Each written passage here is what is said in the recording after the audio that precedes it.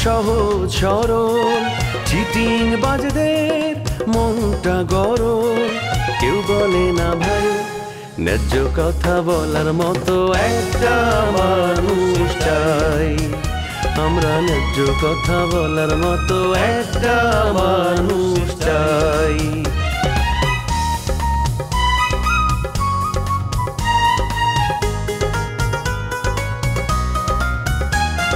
সৎ মানুষের ভাঙ্গা বাড়ি ধান্দা বাজরা নেয় যে গাড়ি কেমন নিয়ম ভাই উচিত কথা বলার মতো একটা মানুষ নাই উচিত কথা বলার মতো একটা মানুষ নাই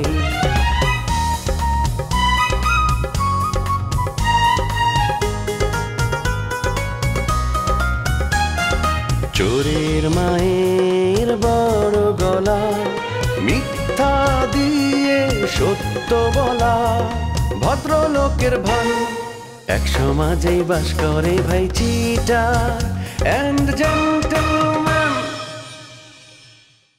শামসু ভাই আপনার ভাই আর জগলুর কপালে কিন্তু শনি আছে ওরা কিন্তু যা খুশি তাই বলতেছে আমারে তোদের দুজনে আমি দেখা নিমো দেহিস ফাউল কথা রাজা কি আমার কাজে সারা মনে করছে আমি বাজার করুন হয়তো পুরো পাগল হয়ে গেছে আর কত বড় সাহস এই রমজানের বাজার করতে কয় তোমার জীবনের সবচেয়ে বেশি কাজ করেছি তুমি আমার সাথে এখন আমাকে তোমার ভালো লাগে না না মেম্বার সাহেব কেমন আছেন হেই মিয়া কি তুমি আমার মেম্বার কও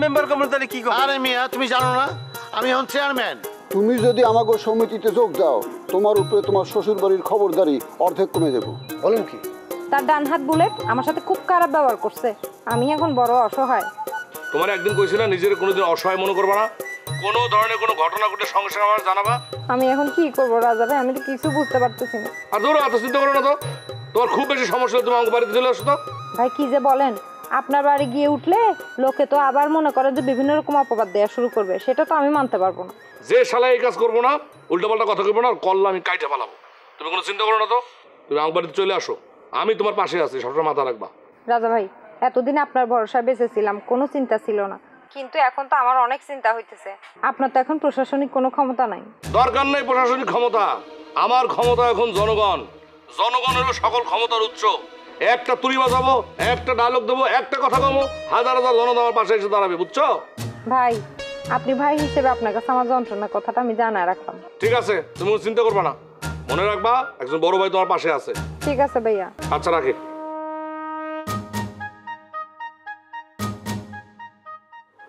শালা বুলেট তো মাথাটা গরম করে ফেলাইতেছে এবার তো আর ঠান্ডা থাকার অবস্থায় নাই আমি মাথা পুরোপুরি গরম হবে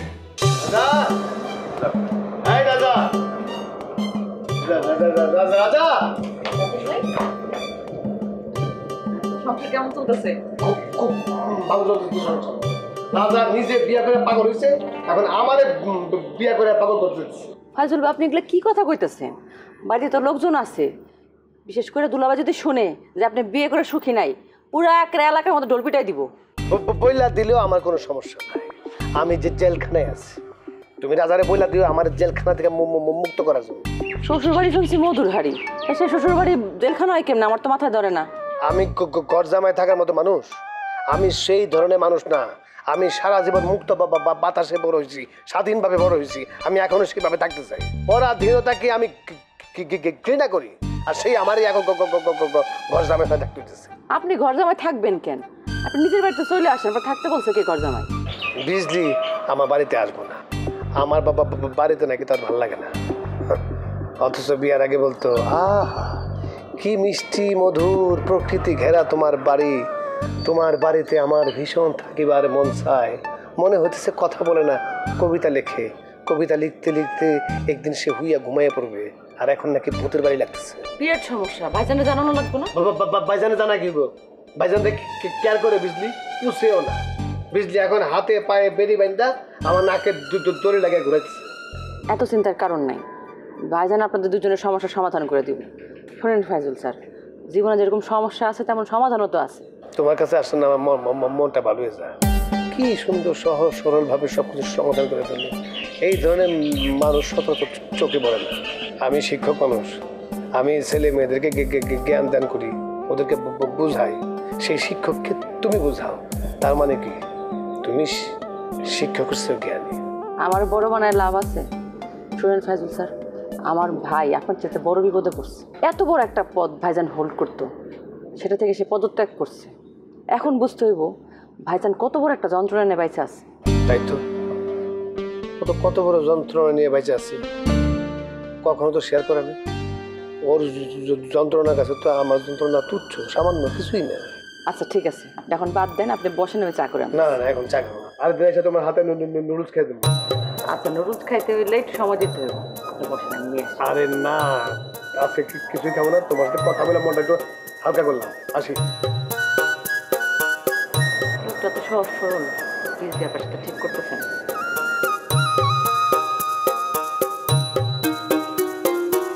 তুমি আমাকে এখন সত্যি করে বলো তো, কবে গিয়েছিলে?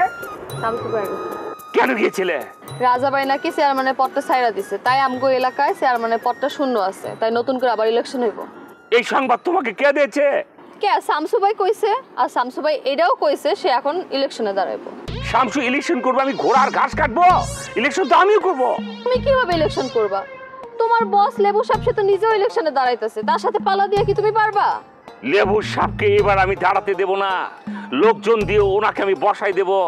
এখন তুমি আমার একটা প্রশ্নের উত্তর দাও, আমি যদি ইলেকশন করে পাস করে চেয়ারম্যান হয়ে যায়, তুমি কি আমাকে বিয়া করবো? আগে চেয়ারম্যান হও, তারপরে দেখা যাবে। চেয়ারম্যান হওয়াটা এত সোজা না। আর শামসু ভাইয়ের সাথে তুমি পারবা? কখনোই পারবা না। এই বুঝে কথা বলা, শামসু একটা গরুর দালাল, সরি জমির দালাল। ও এলাকার সমস্ত মানুষকে এক প্রকার সর্বশান্ত করেছে দালালি করে। ইলেকশনে মানুষ সব দেখতে পারে, দালাল দেখতে পারে না। শামসু করবে পাস। তাছাড়া সবচেয়ে বড় কথা, লেবু আঙ্কেল যদি আমার সঙ্গে থাকে না, আমাকে সাপোর্ট দেয় না, কেউ আমার ধারে কাছে আসতে পারবে না, জানা? তুমি লেবু সাপে ছিল না, সে যদি নিজে না দাঁড়ায় তার ভাইগনার ইলেকশনে দাঁড়া করাবে, তাও তোমারে সাপোর্ট করবো। সে যদি এই কাজ করে আমি তার পক্ষ নিয়ে কাজ করব, তুমি কি করে ভাবলা? আমি তখন কারো সাহায্য নেব না, নিজেই দাঁড়ায় যাব। হ্যালো, কে বলছেন? আবার দেখি পুরনো প্রেম জেগে উঠছে। একসাথে কয়টা প্রেম করেন ম্যাডাম? আই ফাউ, তুই কে? হ্যাঁ, আমার সাথে বেয়াদবি করস, ফাইজলামি করলে কিন্তু একদম পুলিশে দিয়ে দেবো। উচিত কথা কইছি তো, এর লেগে আমারে পুলিশে দিবেন? হ্যাঁ, অন্যায় করছেন আপনি, আর আমারে দিবেন পুলিশে। Anything wrong? কেউ তোমাকে থ্রেট করছে? আমার হাতে দাও, তোর কানের পর্দা আমি ফাটাই ফেলবো। এই শালা তুই কে? তোর বাপ, এলাকার ডন। এই সারা, তুই এখনো মেলে ঘুরুস না? তোর এই স্বভাবের কারণে অনেকবার আমি তোর ওয়ার্নিং দিছিলাম, তুই শুনোস নাই। এবার কিন্তু তোর লাশ কেউ খুঁজে পাইব না। সরি ভাইয়া, কিছু মনে করবেন না। অনেকদিন পরে বান্ধবীর সঙ্গে একটু দেখা হলো তো, একটু হাই হ্যালো করছিলাম। তুই আমারে হাই হ্যালো শিখাস? বদমাইশ কোথাকার! এইবার যদি তোরে আমি ধরতে পারি, তোরে কাইটটা সিল্লা লবণ লাগাই দেবো। ফোন রাখ। জি ভাইজান, রাখছি, সরি।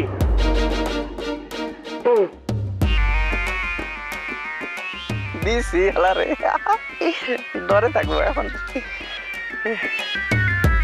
কি ব্যাপার, এই লোকে ধমক খেয়ে তুমি কোথায় গেলা? এই সাহস নিয়ে তুমি চেয়ারম্যান হবা না? যা শাট আপ জিনুক, ওই লোককে তুমি চিনলে এইভাবে কথা বলতে না। ওই লোক তোমার প্রেমে পড়েছে, তোমাকে ভালোবাসা ফেলাইছে। ওই লোকের কাছে এর আগে আমি 2 বার ধরা খেয়েছিলাম। ওই লোক কি জিনিস আমি ভালো করে জানি। তোমার সাথে আমার কোনো সম্পর্ক নাই, আমি যাই তো। আমি ডরা আছি। আমিও তোমার মতো ফালতু লোকের সাথে থাকতে চাই না, গেলাম আমি। একটু কথাতেই ভয় পাওয়া যায়, আবার তুমি তোমারে ভালোবাসি, বিয়া করবো, এটা করবো। হ্যাঁ যাও, একটা অ্যাবলা জ্যাবলা টাচ লাগাই দিয়েছে, আবার বড় বড় কথা। তোমাদের সঙ্গে চলে খুন হবো নাকি? তোমরা দুজন সেদিন বিয়ার দিন যে কাজটা করলে, কাজটা ঠিক করছো। স্যার, আর তো কোনো দোষ নাই, আয় তো কিছুই জানি না এগিনের। আর না জিলিক পথের মধ্যে তো দড়ি লয়ে গেছে। আমি যে বিয়া করছি সেই ভাবটাই তো আমার মধ্যে আসে নাই। বিয়া করছি না ছাতার মাথা, মানে বিয়ার কোনো ইয়েই নেই। মানে একটা কাগজের মধ্যে সাইন করতে কইছে, আর ওই কি জানে বলে আবুল না কবুল বলছি, বিয়া হয়ে গেছে। জামাই বউ, এটা ভালো ছবি নাই। অনুষ্ঠান না হইলে এটাকে বিয়া মনে হয়? তাই তাহলে আর নে বিয়ে রাজি হয়েছেন কিল্লাই দুমদাম করে বিয়ে করতেন না রে কে মানা করতো আর কেউ মানা করতো না বিজলি মনে করছে আমি যে ঝিলিকটি বিয়ে করুম সেই জন্য সে রাজারে ধইরা এই বিয়ের ব্যবস্থা করে ফেলেছে না না স্যার রাজা ভাই তো কামিগা ঠিক করে নাই হ্যাঁ জোর করে এক গাছ ফলারে বিয়া দিয়ে দিব এটা তো বাড়ি অন্যায় করছে আন্নার লগে তুমি রাজারে ভুল বুঝো না রাজা জানতো যে আমার বিআইন বিজলির সাথে আমার একটা ইয়ে আছে সেই জন্য বিয়ে করতে রাজি হয়ে গেছি তাছাড়া আমিও চিন্তা করে দেখলাম হুট করে বিয়ে করলে টাকা পয়সা খরচ হবে না বেঁচে গেলাম সেজন্য আমিও বিয়ে করতে রাজি হয়ে গেছি স্যার আন্নে যে কি এক আজব ধরনের মানুষ আন্নারে বোঝা মুশকিল আইসে যাই হোক আপনাদের নতুন সংসার আন কেমন চলতেছে তো চুলাচুলি ঢিলাঢিলি মারামারি কাইজা ঝগড়া তবে একটা জিনিস কি এরকমের মধ্যেও একটা আনন্দ আছে কারণ কি জানো দুজন আমরা একসাথে আছি না তার মানে স্যার আন্না সুখে নাই আন্নার কথা শুনে আর খুব খারাপ লাগতেছে মনে কষ্ট পাওয়ার কিছু নাই আমি তো ভালো আছি ঘুরতেছি খাইতেছি ফিরতেছি ছাত্রী পড়াইতেছি সবকিছু পড়াশোনা শেষ করে বাড়িতে যাবো হাত মুখ ধুয়ে টেবিলে বসবো তারপরে পরিষ্কার পরিচ্ছন্নভাবে এক গ্লাস পানি আর খাবারের প্লেট চলে আসে আমি তৃপ্তি সহকারে খাই আগে তো এরকম ছিল না আগে করতাম কি ওইভাবে খাওয়া কেউ ছিল না আর খাওয়ানোরও কেউ ছিল না আমি চলে যেতাম রাজাদের বাড়িতে ভাগ্য ভালো থাকলে শিউলি আমার জন্য চা আর নুডলস বানাই দিত আমি পেট ভরে খাইয়ে বাড়ি চলে আসতাম আর ভাগ্য খারাপ থাকলে এক কাপ চা দিত সেটা খাইতাম খাইয়া ক্ষুধা পেটে এসে বাড়িতে ঘুমাই দেখতাম এখন তুমি বলো কোনটা আমার জন্য ভালো স্যার আপনি দেখতে আছেন একাই ভালো আপনি যদি ভালো থাকেন মানুষের গিয়া তাই না আর আই যদি স্যার আপনার মনে কষ্ট দিয়ে থাকি আরে ক্ষমা করে দিয়ে কিছু মনে না না না না না না না না না করা এটা আমার আদর্শ আমি সাধারণ নিরীহ মানুষ মানুষ অনেক কিছু বলে কিন্তু আমি উত্তর দিই না এটা আমি মনে করি ঠিক না অনেক সময় হয় না যে কেউ আমার গালিগালাজ করছে আমি যদি প্রতি উত্তরে তাকে কোনো কিছু না বলি তাহলে সেটা অ্যাড হয়ে যেতে লড়াইয়ে যদি প্রতিপক্ষ শক্তিশালী না হয় তাহলে সেই লড়াই জমে না সেই জন্যে আমি কোনো উত্তর দিই না নিজেরাই চুপ হয়ে যাবে এটাই আমার আদর্শ বুঝছি ভালো আদর্শ তো স্যার চলেন আমরা সামনে কদ্দুরা যাই সামনে যাইও মাটি আটি গল্প করে আসেন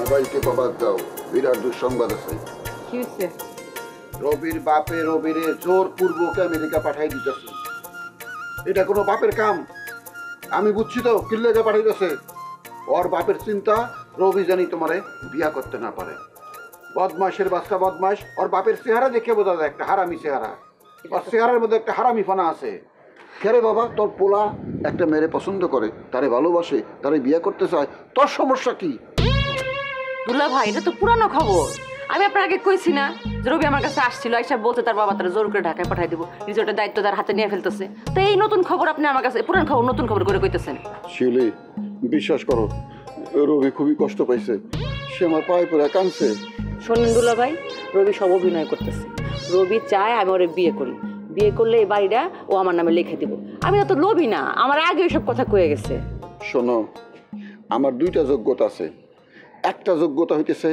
আমি নিজে সিটার লগে চলি আমার লগে সিটারি করে কেউ পার পাইব না আমার 2 নম্বর যোগ্যতা হইতেছে আমি একজন অভিনেতা আমি বুঝি কে অভিনয় করে কাঁদতেছে আর কে আসল কাঁদতেছে বিশ্বাস করো আজকে আমি কোনো মিশা কথা কই না আমি অনেক মিশা কথা কই আজকে তোমারে কইতেছি কসম কেটে কইতেছি আমি যা কইতেছি সব হাসা কথা সব হাসা এর মধ্যে কোনো মিশা কথা নাই দুলা ভাই আপনি যতই বুঝেন যতই আপনি মাস্টার থাকেন না কেন আমি এই কথা বিশ্বাসই করি না বিশ্বাস করো রবি আমার পাও ধরে হাউমাউ করে কাঁদছে আমারে কইছে সে তোমার অনেক ভালোবাসে আমারে কইছে সে তোমার ছাড়া বাঁচবো না বিশ্বাস করো আমার এইটাও কইছে সে আত্মহত্যা করবো চিন্তা করছো সে তোমারে কত ভালোবাসে তোমারে না পাইলে সে আত্মহত্যা করবো আমারে কইছে কি আত্মহত্যা করবো কইছে আচ্ছা ঠিক আছে আমি আপনার কথা বিশ্বাস করলাম আপনি রবিরে গিয়ে বলেন ওর সঙ্গে আমি দেখা করবো আর বাকিটা আমি বুঝতেছি আচ্ছা ঠিক আছে পরে তুমি কইও তোর আমেরিকা আগে না বউ আগে আমেরিকা আগে না প্রেমিকা আগে তুই কি আমেরিকায় যে শান্তি পাবি, না তোর প্রেমিকার বুকে শান্তি পাবি? কি মুশকিলে পড়লাম, সবাই মিলে আমার ইমোশনাল ব্ল্যাকমেল করতেছে। কে সত্য কইতেছে, কে মিথ্যা কইতেছে, আল্লাহ জানে। বিয়ার দিন তো তোমাদের জিজ্ঞেস করতে পারি নাই, কেমন আছো? ভালো নাই স্যার। কেন? তুমি তো এখনো বিয়ে শাদী করো নাই, তোমার তো ভালো না থাকার কোনো কারণ নাই। আপনি এটা কি কইতেছেন স্যার? বিয়ে করলে কি মানুষের জীবনে অশান্তি চলে আসেনি? আন্নের কথাবার্তা শুনি তো মনে হচ্ছে আন্নে মোটেও সুখী না। অবশ্যই সুখে নাই। বিয়ের আগে কত ভালো ছিলাম, যেখানে খুশি সেখানে যেতে পারতাম, স্বাধীনভাবে ঘুরতে ফিরতে পারতাম। তুমি, তারপর ঝিলিক, ঝিনুক, সবার সাথে মন খুলে দু একটা কথা বলতে পারতাম। সবাই তোমরা আমার পছন্দ করতাম, তোমাদের সাথেও কথা বলে আমার ভালো লাগতো। এখন তো তোমরা জীবনে আমার ফোন দিবা না, কথা বলবো না, আমারে দেখলে দূর দিয়ে হাইটা দেবা, কেমনে ভালো থাকি কও? স্যার আই তো আন্নারে দেখি দূর দিয়ে আটি চলে যায়নি, আই তো আন্নারে দেখি আন্নার সাথে বসে বসে গল্প করতেছি। এই জন্য আমার মনটাও এখন পুরপুরা, অনেক দিন পর আগের অবস্থা ফেরত পেয়েছি। কিন্তু স্যার আন্নে যে হুটহাট করে বিয়েটা করলেন, বিয়েটা করি তো আর মনটা ভাঙ্গি হালাইছ। আরে তোমার মন খারাপ হবে কেন? তুমি তো প্রেমে মজা আছো রোমিওর সাথে। স্যার ইয়ানি তো আই আর জীবনের বড় একটা ভুল করে হালাইছি। আন্নের মতো ভালো মানুষ তুই, আই কিল্লাই যে রোমিওর লগে হেম করতে গেছিলাম, আন্নের লগে যদি আর বিয়েটা হইতো আইও সুখী হইতাম, আন্নেও সুখী হইতাম। সরি, তুমি ট্রেন মিস করে ফেলেছো।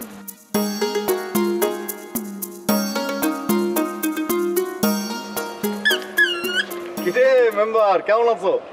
এই আমি কিন্তু আমার মেম্বার নাই, চেয়ারম্যান। চেয়ারম্যান? তুই কবে চেয়ারম্যান হইছস? চেয়ারম্যান বানান করতে পারোস? তাও প্যানেল চেয়ারম্যান। প্যানেল চেয়ারম্যান কোন চেয়ারম্যান হইলো?